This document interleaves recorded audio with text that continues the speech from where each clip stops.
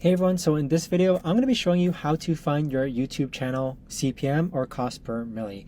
So what you want to do first is go ahead and log on to youtube.com, and then in the upper right hand corner, click on your profile icon and then click on YouTube Studio. So go ahead and give that a couple of seconds to actually load. Now from here, what you want to do is click on analytics on the left hand side, and then afterwards click on revenue. So revenue tab here, and then from here you could actually go ahead and scroll down, and over here you're going to see your RPM. So RPM is what you get paid, as what your take-home pay is. Now if you want to see what your actual CPM is, what you have to do from here is just simply click on this see more button on the bottom hand side over here, and then click on the plus icon here, and over here you need to look for CPM. So go ahead and click on CPM. Now on the screen, if you scroll down, you're going to see your RPM, which isn't the same exact as your CPM. RPM is more so the takeaway that you get from actually after YouTube takes their cut.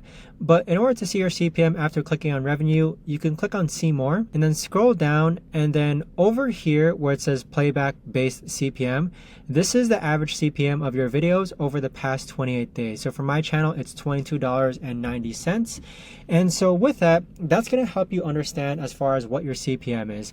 RPM is also another metric that I tend to look at that's more easily accessible. If you just go ahead and scroll down and look at the RPM here. So my RPM from the past 28 days was $9.19. But if you click on see more, you can organize this data by past 90 days, for example, so that it'll average your CPM based on the past 90 days. So it's really interesting to see what topics have higher RPMs or CPMs than others. Like for example, this YouTube automation channel one has a $62 CPM. How to get 1,000 subscribers on YouTube has a $60 RPM or CPM.